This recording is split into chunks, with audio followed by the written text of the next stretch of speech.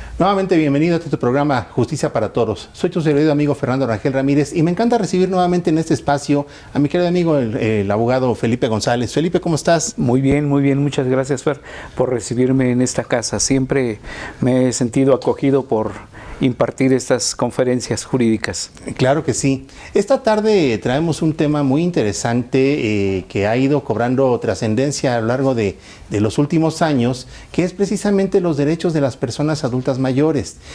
Nuestro querido Felipe, bueno, ya es conocido de todos ustedes, es abogado, litigante, conferencista también ya reconocido, docente, con una amplia trayectoria, y nos trae a colación precisamente este tema, pero para platicar y que sea de utilidad para toda nuestra audiencia, mi querido Felipe, vamos a comenzar con una premisa. Para ti, para mí, la respuesta como siempre puede ser lógica, pero la idea es que nuestra audiencia esté informada y este programa le sea de utilidad para ella o para su familia. ¿Qué es una persona adulta mayor y cuál es el requisito esencial para podérsele considerar de esta manera y si esto tiene algún sustento legal? Sí, la Convención Interamericana de Derechos Humanos define a la persona adulta mayor el que tenga 60 años.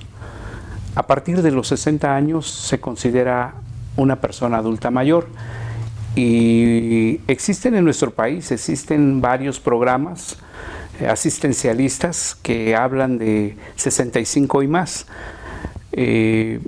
Pero hay una situación que quiero hablar en esta tarde. Más adelante expondré a detalle cuál es esta situación.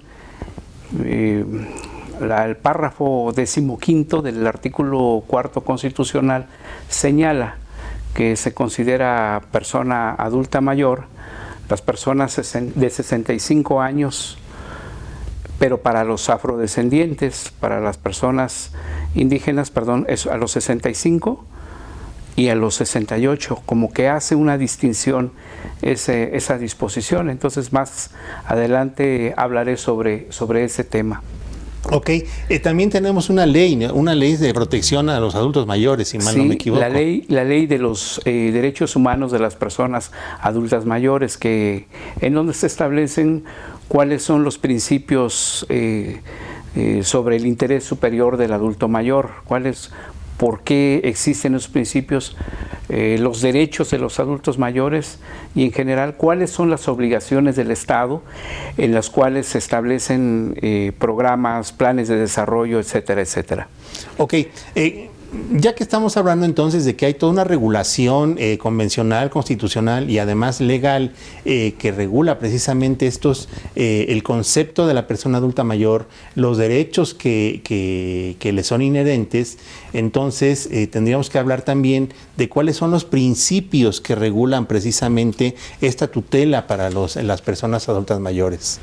Sí, son básicamente 8 principios que también se encuentran en la Convención Interamericana de Derechos Humanos de las Personas Adultos Mayores, que por cierto México no lo ha ratificado y es una pena que no lo haya hecho porque entonces como no existe esa ratificación, estos derechos o estos principios rectores no están a la par de los demás derechos que se encuentran en el segundo párrafo del artículo primero constitucional, es decir, que todas las autoridades tienen que observar el principio de los derechos humanos en las personas adultas mayores.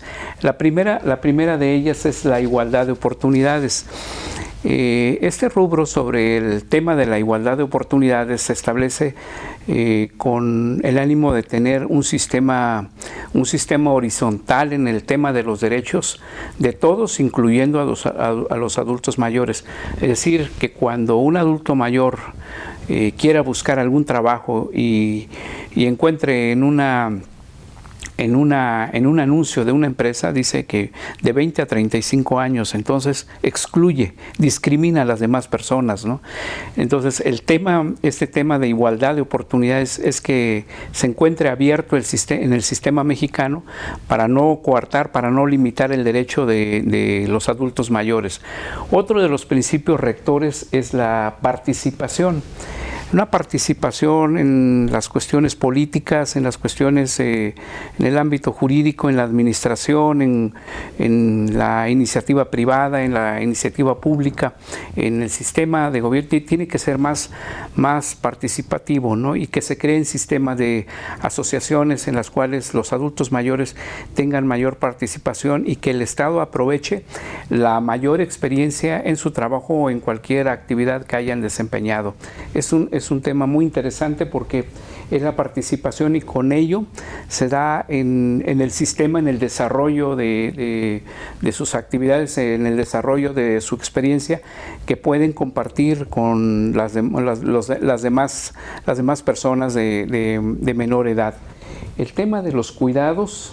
En el tema de los cuidados, aquí es un aspecto muy importante porque los cuidados tienen que ver en el sistema de salud, en el sistema de recreación, en el sistema de educación, en el sistema de participación, ¿por qué no? En los cuidados, porque es el desarrollo de la vejez, es la última etapa de la vida.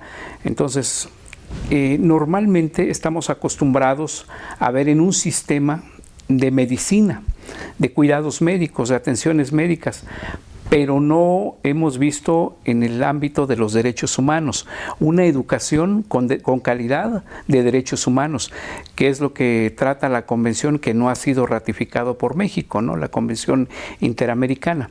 Entonces, estamos acostumbrados y tenemos una idea de cuidado y atención médica, pero las últimas tendencias es ver de estos cuidados a través de la óptica de los derechos humanos. Otro aspecto muy importante es el de la autorrealización. En la autorrealización, precisamente aprovechando la experiencia, aprovechando la manera de ser, la manera de pensar de las personas adultos mayores, pues se puede ver cuáles van a ser sus últimas etapas en su vida, ¿no? Que tiene que ser que si realizan tal o cual actividad, aprovechar esas experiencias. Ok, pero antes de pasar a un corte, tenemos algún tiempo, me llama la atención esta convención que no está ratificada, luego entonces no es derecho positivo mexicano. Entonces, ¿qué regulación nos queda para efecto de la tutela? Sobre todo, que no desconozco que sea así, sobre todo porque se da esta calificativa de interés superior. Uh-huh. ¿De dónde deriva entonces? Deriva precisamente porque en la reforma del año 2011, el segundo párrafo del artículo primero constitucional, uh-huh, que establece que todas las autoridades tienen que observar los derechos humanos. Uh-huh. Este sistema, aunque no ha sido ratificado por México, tienen que observar precisamente esos aspectos. Digo, no está acabado para que, digamos, que se tengan los mismos derechos con los demás, pero los que ya existen en la Constitución, mas sin embargo pues falta un poco de realizar este aspecto, ¿no? Entonces lo que se requiere es precisamente este aspecto que diga si son a partir de los 60 años, pero que todo sea sobre ese rubro, y no que diga que si son afrodescendientes o si son indígenas, que haga esa distinción el párrafo 15º del cuarto constitucional. Es que aquí me parece que en todo caso, atento a esta circunstancia, habría pues un modelo quizás a seguir, una aspiración a seguir según este documento internacional, porque al no estar suscrito por el Estado mexicano evidentemente no lo vincula en forma alguna, sino hasta que se suscriba.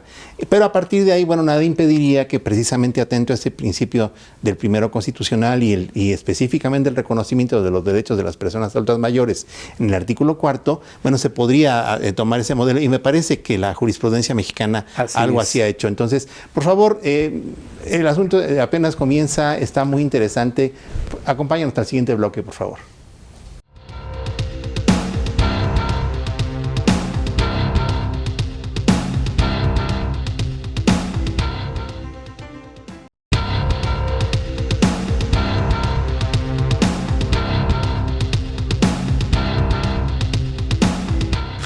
Qué bueno que nos acompañas a este segundo bloque. Estamos platicando precisamente de el derecho de las personas adultas mayores que evidentemente existe en la legislación y en la regulación jurídica mexicana, pero estamos viendo sus alcances. Nos comentaba nuestro amigo Felipe González que existe una convención no ratificada por el Estado mexicano. No obstante, existe un reconocimiento del derecho de estas personas tanto en el texto constitucional y en la legislación aplicable. La jurisprudencia mexicana no ha sido ajena tampoco a esta circunstancia. Pero había por ahí un tema en donde se señalaba que a parecer había en la propia Constitución había dos perspectivas distintas, ¿no? Dos parámetros distintos en la edad de las personas, dependiendo su origen o la autoasignación que se hace, dependiendo de su origen. Bueno, yo quiero pensar, no sé, nuestro especialista, si esto obedecería en todo caso a un tema de usos y costumbres o dependiendo la autoasignación al grupo de población al que se refiere a estas personas. Sí, es un aspecto muy, muy importante esto que toma el magistrado Fernando, porque la Constitución no debe distinguir, la Constitución no debe hacer diferencias. Entonces, si bien es cierto, tenemos una convención en la cual la ley de los derechos humanos de los adultos mayores se basa precisamente en esa convención, pues el artículo 4 constitucional, párrafo 15º, pues no debe distinguir si son los 60 años a partir del cual se consideran como personas adultas mayores. Entonces es a partir de esa edad. ¿Por qué? Porque se tienen estudios que los médicos, los especialistas han señalado que pues precisamente, y es un tema que voy a hablar en un momento más, sobre la dignidad, ¿no? Entonces, una persona digna tiene que participar, tiene que compartir sus experiencias como son los adultos mayores. Luego, entonces, la edad es importante para definir si es adulto mayor o no es adulto mayor, ¿no? Pero la Constitución no debe distinguir, debe tomar un solo criterio, un solo principio nada más. Ok. ¿No? Ok, me parece interesante. Ya nos platicaste un poquito sobre estos derechos de las personas adultas mayores en términos de esta convención. En el sistema jurídico mexicano, ¿cuáles serían o estamos tomando como modelo precisamente esos? Estamos tomando en la ley de los derechos humanos de las personas adultas mayores, se toman en gran parte de los derechos de los adultos mayores, se toman en gran parte. La ley está basada precisamente en la Convención Interamericana de los Derechos Humanos de las Personas Adultas Mayores. Entonces, los derechos que se encuentran ahí y también las obligaciones de los estados. ¿Cuáles son? Pues las obligaciones de los municipios, de los estados, de la federación, aunque debo de decir que se ha trabajado muy poco sobre esto porque pues estamos acostumbrados a un sistema asistencialista, 65 más, y pues todo el mundo lo conoce, ¿no? Pero aquí se necesitan los apoyos de educación, apoyos culturales, apoyos de recreación y varios.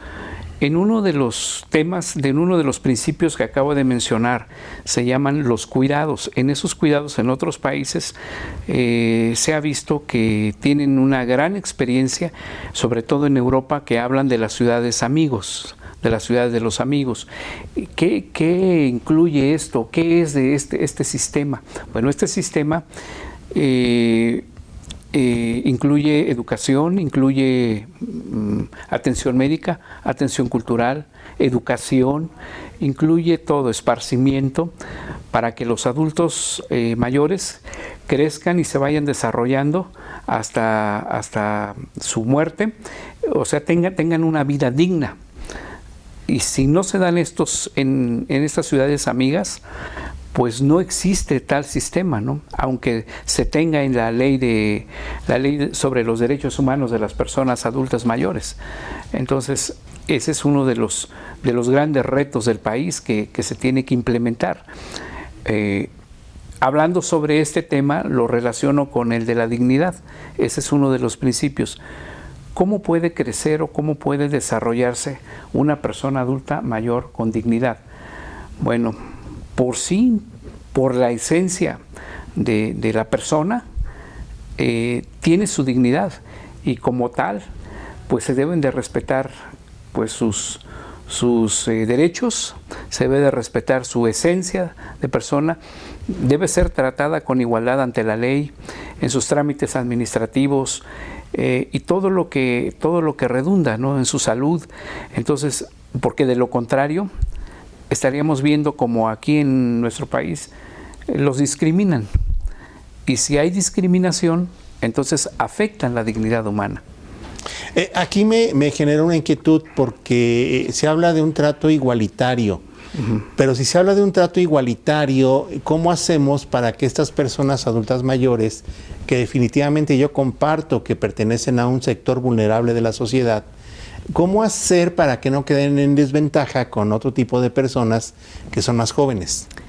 Sí, precisamente por eso se tiene la propuesta de la reforma al artículo 4 constitucional respecto de las condiciones de vulnerabilidad. ¿Quiénes son los vulnerables?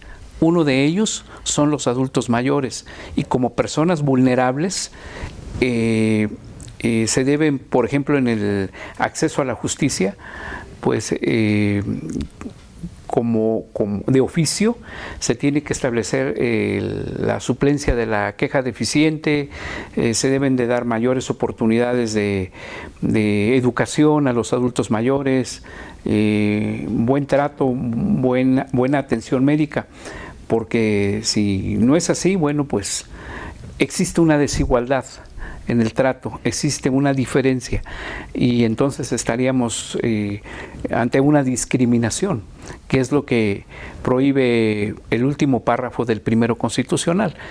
Entonces, hablar de la dignidad de los adultos mayores es todo un tema porque se tiene que primeramente pues reformar el cuarto constitucional y establecer aún más garantías en el ámbito federal, en el ámbito estatal y en el ámbito municipal, porque solo hasta ahora se ha trabajado mucho en el ámbito federal que en el ámbito local o en el ámbito municipal. ¿Pero a qué te refieres al ámbito federal? ¿En el aspecto jurisdiccional? En el aspecto jurisdiccional. En el aspecto jurisdiccional.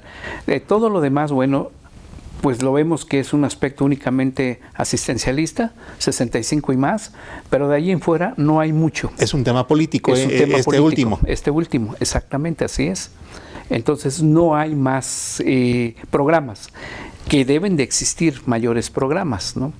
Por ejemplo, el de Educación, por ejemplo, el de arte, cultura, música, pintura, pero no hay esos programas. Se deben de establecer esos programas. En esas famosas ciudades amigas existen esos programas en Europa.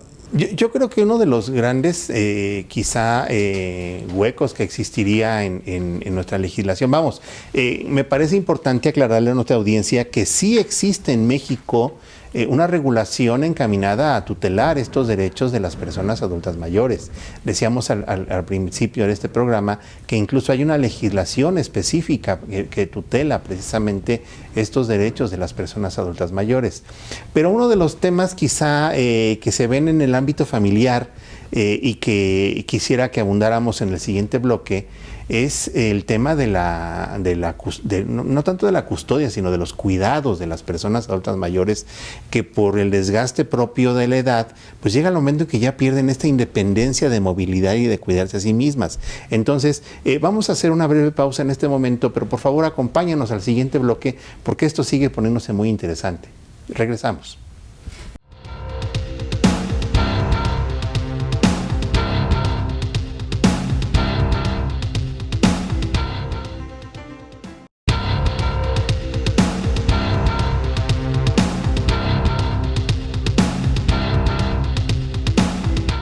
Muchas gracias por acompañarnos en este programa Justicia para Todos. Estamos con este tema tan interesante sobre las personas adultas mayores, su protección, los derechos que tienen, cómo salvaguardar su dignidad. Yo comparto algún criterio jurisprudencial que establece precisamente que la finalidad de los derechos humanos es salvaguardar la dignidad humana. Esto es, la dignidad humana per se no es un derecho humano. Es el fin último que persigue la tutela de los derechos humanos. Bajo esta circunstancia, a mí hay algo que me preocupa sobremanera. Yo estoy de acuerdo en que las personas adultas mayores es un grupo vulnerable de la sociedad, son personas que por sus condiciones particulares, ojo, no las mismas en todos los casos, esto varía de persona a persona, en algunas ocasiones merecen esta deferencia en el trato, tan es así que la legislación aplicable así lo establece, un trato preferencial, dependiendo de la circunstancia en que se encuentren. Pero, ¿qué pasa? Si nos puedes platicar un poquito, si es que hay algún tema, ¿qué pasa con este derecho a los cuidados de las personas adultas mayores? ¿Qué tan avanzados o qué tan atrasados estamos en México con relación a este sistema? Porque hasta ahora pareciera que queda en un tema familiar. Sí. Pero, ¿qué pasa con las obligaciones del Estado en ese sentido? Sí, el Estado tiene varias obligaciones para esto, pero me gustaría primero hablar de uno de los últimos principios sobre el tema del interés superior del adulto mayor. Claro. Uno de ellos es el enfoque de ciclo de vida. ¿Cuáles serían los cuidados? Porque en México estamos acostumbrados a que el abuelito, la abuelita lo cuidan sus papás, lo cuidan sus hijos y todo. Pero en esos principios de ciclos de vida, el Estado está obligado a dar atención, porque luego dicen, bueno, pues sí, es su papá, es su mamá, es su abuelito, pero los abandonan, los mandan a instituciones de asistencia privada, los mandan a instituciones para que los cuiden, pero aquí el Estado debe de tener más injerencia en apoyar a los adultos mayores, porque ahora que se invierte la pirámide, van a existir más adultos mayores. La pregunta es, ¿qué va a hacer el Estado con todo esto, ¿no? Entonces, uno de los deberes de ellos es que el Estado está obligado a crear sistemas, a fomentar a través de las instituciones como el INAPAM, el Desarrollo Integral de la Familia y otras instituciones más, para crear un sistema en el cual se cree y se fomente el cuidado, la atención, esto que decía de los desarrollos del cuidado para la vejez, para que tenga una calidad en la vejez de la persona. Entonces, se tienen principios, se tienen los programas, pero no se echan a andar todavía aún. ¿Por qué? Porque, pues, a lo mejor ahora en estos momentos de desarrollos políticos no tenemos aún nada sobre estos sistemas. Y es todo un sistema que se debe de crear, porque solo tenemos únicamente 65 y más. O sea, eso solamente es un apoyo económico, pero sí, no hay, por ejemplo, quizá ahí podríamos abundar un poco. Dices, en México se tiene la costumbre que las personas adultas mayores terminan con sus hijos, con sus nietos, entre hermanos, pero ¿qué pasa cuando la familia pierde la capacidad y en algunos casos trágicos el interés por cuidar a estas personas adultas mayores? ¿De qué manera tendría que intervenir el Estado en ese sentido? El Estado tiene que crear sistemas, ciudades amigas, tipo ciudades amigas como Finlandia, como Noruega, como Suecia, y las personas pueden vivir más de 100 años porque no están abandonadas. Voy a hacer un pequeño paréntesis aquí. Ahora recuerdo Japón. Japón tiene estas ciudades amigas también, en las cuales el Estado apoya a estas organizaciones no gubernamentales, en las cuales les da atención médica, cuidados y apoya económicamente cuando se juntan 4 o 5 personas, si son sus papás, sus hijos o sus familiares, quienes sean, o si no son sus familiares, pero se llevaron bien toda la vida, esas 4 o 5 personas van a caminar juntos la última etapa de su vida. Uh-huh. Entonces, y el gobierno japonés apoya a esa pequeña organización en todos los aspectos. Okay. Entonces, ellos viven más años. Sí, porque la calidad de vida que los rodea es adecuada. Es adecuada, exactamente. Japón utiliza actualmente ese sistema, Finlandia, Noruega, también esos sistemas, entonces por eso ellos viven más. Entonces, en nuestro país, ¿qué se debe de hacer? Fortalecer las relaciones, como dice el cuarto constitucional, familia, adultos mayores y Estado, en ese orden, en ese plano, para crear un sistema y establecer un ciclo de vida de vejez con mayor calidad. Ok. Platicar de las personas adultas mayores siempre es un gran tema, porque la ley, decía yo hace un momento, habla genéricamente de que en ciertas circunstancias se les tendría que dar un trato preferencial.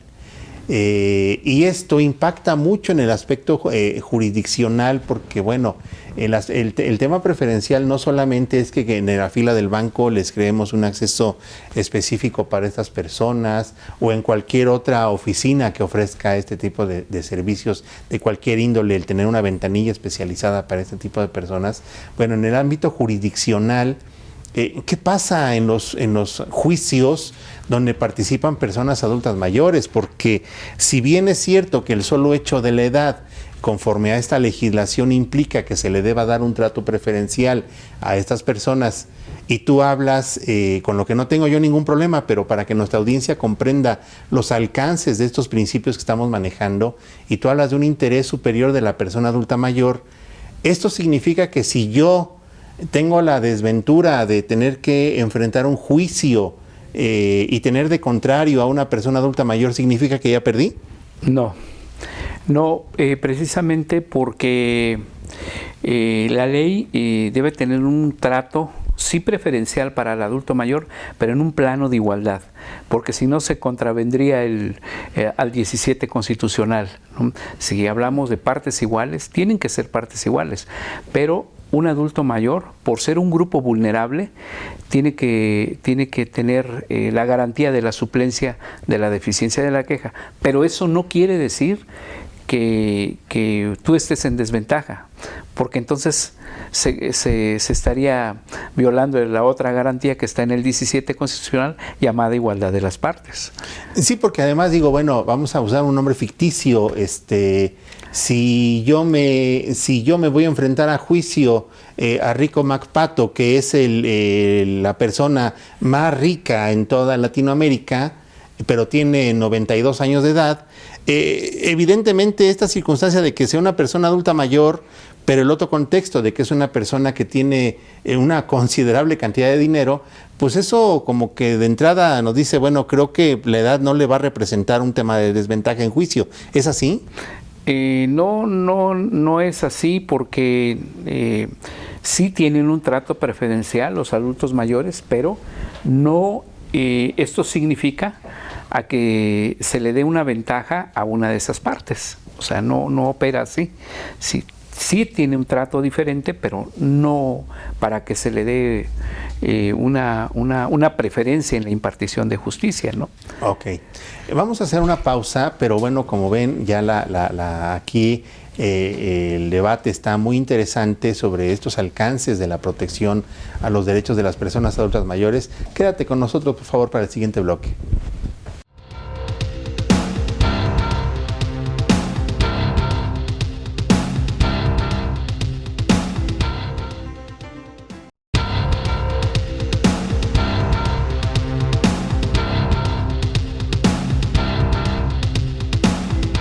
Muchas gracias por seguir con nosotros aquí en tu programa Justicia para Todos. El debate está muy interesante sobre los alcances de estos derechos de las personas adultas mayores.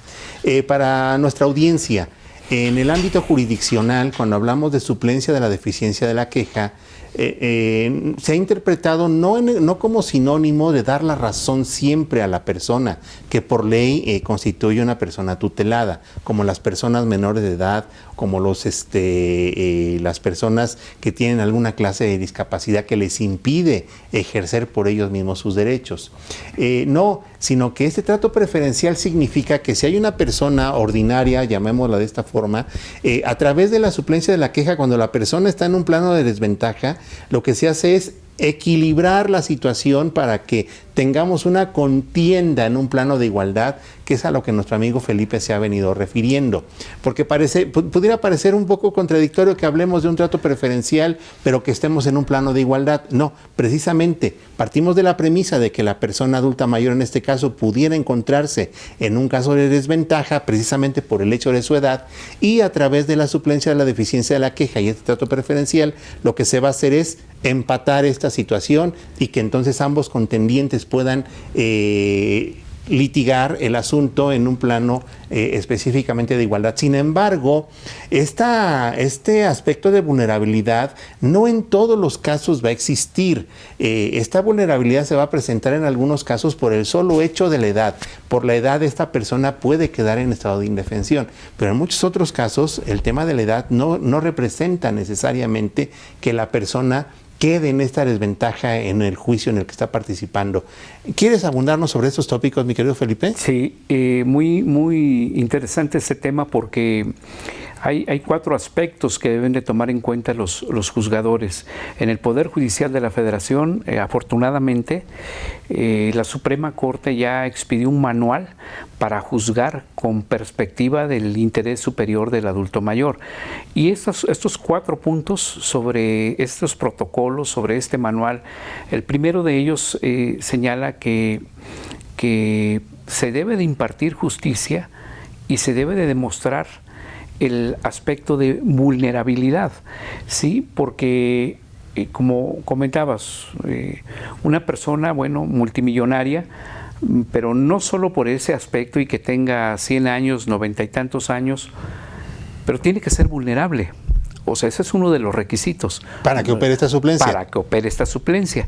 Se debe de demostrar que es una persona vulnerable, en qué entorno social vive, qué salud tiene, cuáles son sus condiciones. Entonces es muy importante. También deben de tomar en cuenta, y este es un aspecto sumamente importante, que los juzgadores siempre deben de tomar en cuenta para que no exista esta desigualdad, el artículo 1 constitucional, párrafo 1, es decir, la observancia de los derechos humanos en todos los aspectos.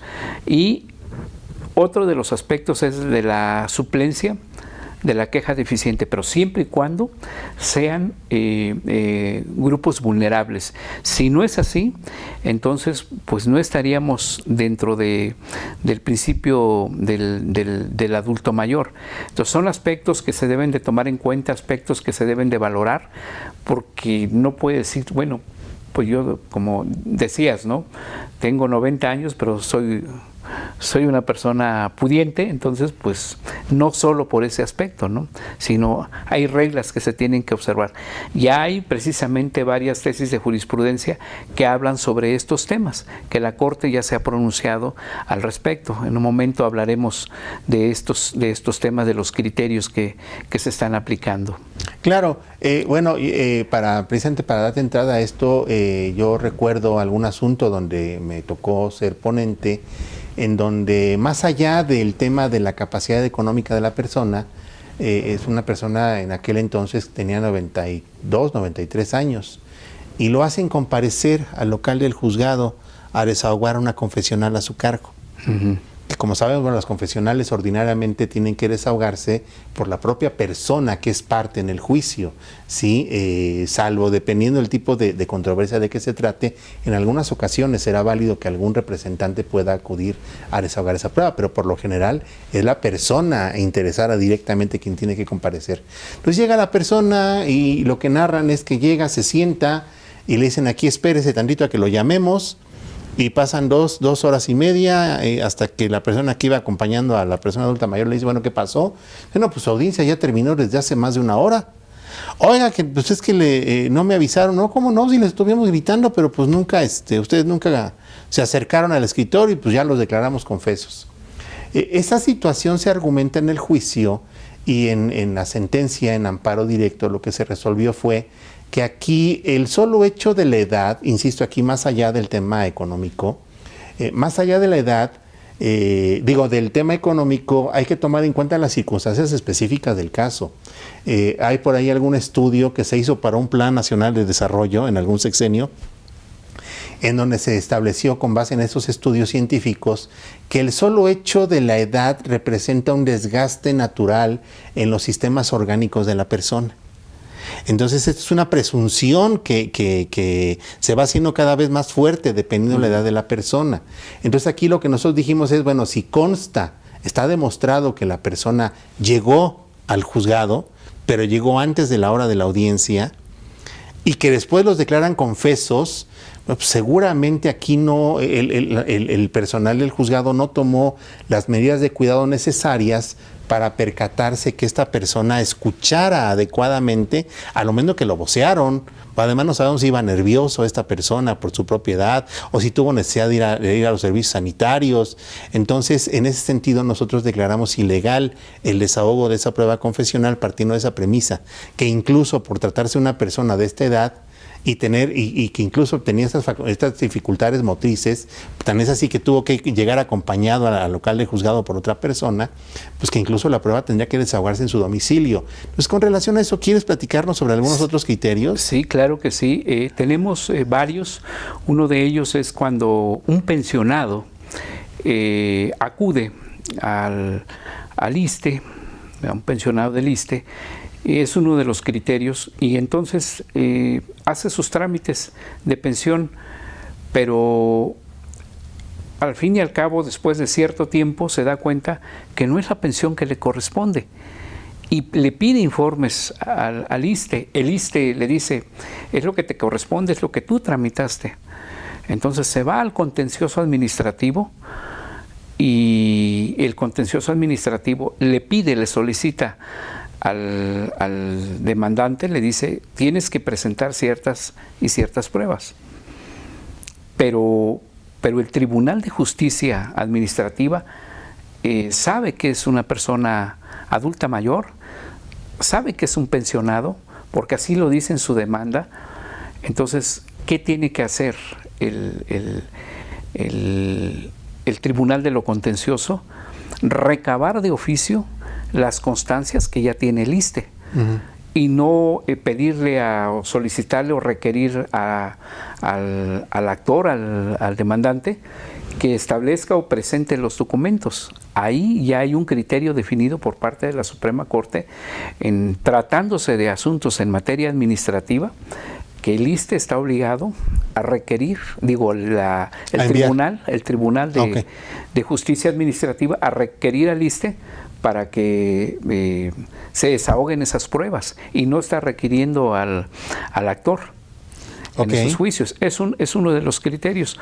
Otro de los criterios es, en tratándose de personas adultas mayores, por ejemplo, un enfermo, persona adulta mayor, o uno que pertenezca a los grupos étnicos, persona adulta mayor, incluso habla la ley de los que se encuentren en el territorio nacional y los que estén de paso, pero si es persona adulta mayor, entra en este supuesto de que se le puede suplir la deficiencia de la queja al quejoso o al actor. En el caso del amparo, el quejoso, ¿verdad? Porque acredita que es grupo vulnerable.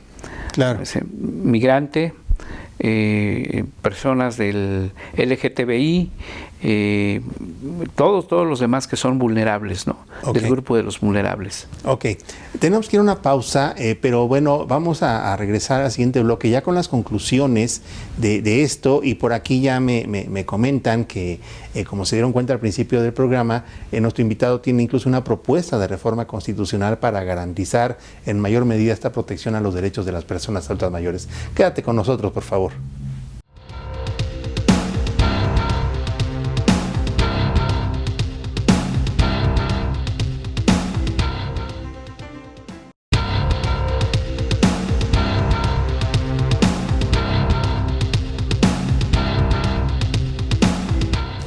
Qué bueno que nos acompañas en este último bloque de Justicia para Todos. Interesante sobre los derechos de las personas adultas mayores, y comentaba nuestro amigo Felipe precisamente estos criterios derivados de sentencias emitidas por el Poder Judicial de la Federación, algunos de los tribunales colegiados de circuito y específicamente de la Suprema Corte de Justicia. ¿Tienes algunos otros criterios sobre los que nos quieras platicar, o cómo ir redondeando estas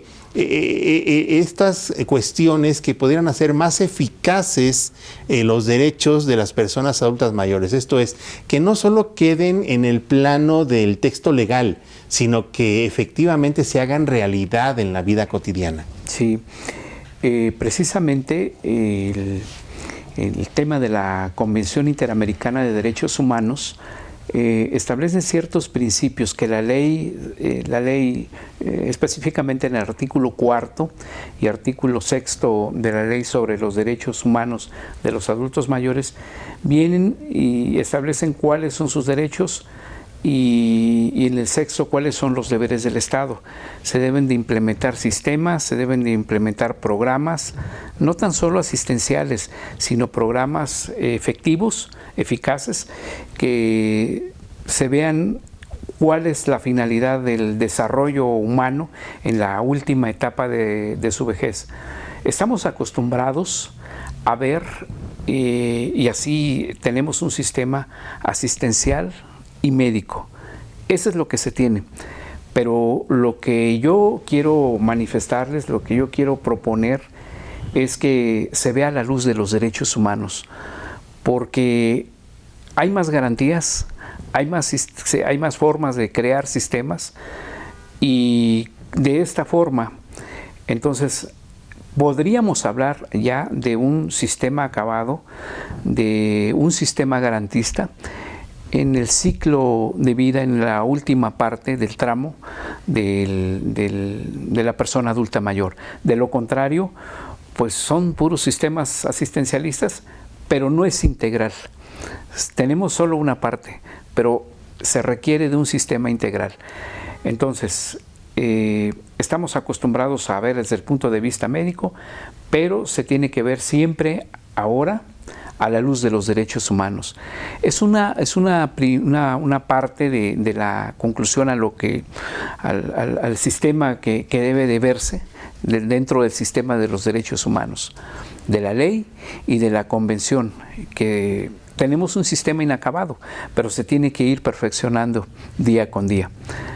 Esto es, tenemos ahorita un sistema constitucional, tenemos un sistema legal, tenemos criterios jurisprudenciales, pero los pasos que nos faltarían serían entonces, primero, suscribir la convención esta que nos comentas. Así es. Y segundo, mejorar el texto constitucional. Sí. ¿Nos quieres platicar al respecto? Sí.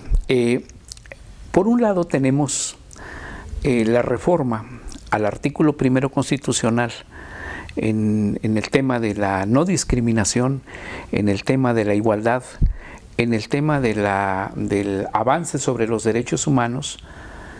Y por el otro lado tenemos en el aspecto, en el párrafo 15, que pareciera ser que hay más bien dicho, no pareciera ser, hay una diferencia si es a los 65 años o si es a los 68 años. De hecho, habla ahí de grupos étnicos o grupos afromexicanos. Entonces, la Constitución no debe de distinguir. Se debe de establecer de una vez por todas el sistema que se encuentra plasmado en la Convención Interamericana de Derechos Humanos, que habla a los 60 años. ¿Qué implica esto? Programas mayores, con mayores beneficios, impulsar desarrollos con mayor eficacia para que tengan un mejor trato de los adultos mayores. Esa es la reforma que yo menciono, porque si ya se distingue entre 65 y 68 años, pues no le veo el por qué se pueda proponer el tema de los 60 años y eso que sea la premisa para iniciar una gran reforma profunda al artículo 4 constitucional en el tema de la igualdad. Porque por un lado tenemos lo que establece el 1 constitucional, que es para todos, y por un lado tenemos sí una garantía, tenemos un derecho humano de los adultos mayores, pero lo tenemos acotado, limitado, restringido. Pero acá en el 1 constitucional tenemos un sistema de igualdad para todos, pero en el 4 constitucional, en el tema de los adultos mayores, está limitado, está restringido.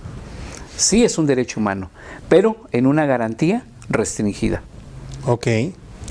Es interesante eso. No, sí, claro, por supuesto. ¿Cuáles serán tus conclusiones con relación precisamente a estos temas tan interesantes? Sí, las personas adultas mayores deben de contar con todas las garantías en un sistema basado en los derechos humanos. Por ejemplo, la dignidad es un tema muy importante, porque el sistema les puede dar todos los derechos, pero si no hay instrumentos con los cuales se garantice esos derechos humanos, entonces estarían limitados. Están en la ley, pero no hay sistemas en el cual se puedan abordar estos desarrollos, estos programas económicos, sociales, educativos, médicos, culturales. Y el Poder Judicial Federal ha avanzado mucho en esto. Tan es así que ya tiene un protocolo. Un manual con perspectiva del interés superior del adulto mayor. Eso es muy importante. En el ámbito médico, ¿qué tenemos sobre eso? Está acotado, está limitado. En el ámbito de la educación también, en el ámbito cultural, de igual manera, ¿no?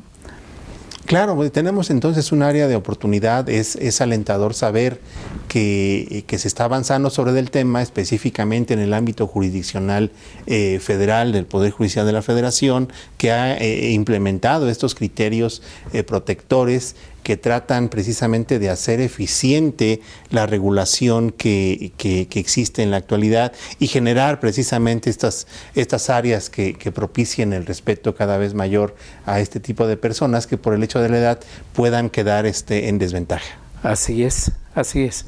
Sí, es importante señalar todos estos aspectos porque dentro del sistema médico está bien lo que ha desarrollado el sistema mexicano, pero ahora se tiene que ver a la luz de los derechos humanos, porque es más eficiente, es más garantista, y no tan solo verlo en el aspecto médico, sino otros aspectos más importantes para tener un mejor ciclo de vida en sus etapas, para su desarrollo humano, cultural, etcétera, etcétera. Ok, pues muchas gracias, mi querido Felipe. Como siempre, disfruto mucho las pláticas que tenemos. Lamentablemente el tiempo es cruel, ya se nos acabó. Muchas gracias a todos ustedes que nos acompañan cada semana. El titular de este espacio, el abogado Héctor Becerra Orefice, no pudo estar con nosotros el día de hoy, pero bueno, le agradecemos la oportunidad de permitirnos estar en este espacio. Por favor, conéctense, suscríbanse a las redes sociales de este programa.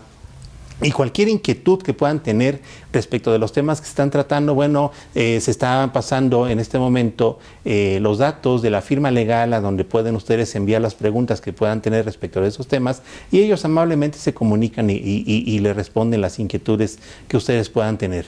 Entonces, por favor, síganos acompañando. La idea es siempre hacer asequible a todas las personas estos temas que pueden servir en su vida cotidiana y que conozcan cada vez más cuáles son los derechos que tenemos todos nosotros y podamos hacerlos efectivos. Recuerden que la justicia es ciega, pero nosotros no. Muchas gracias. Hasta luego.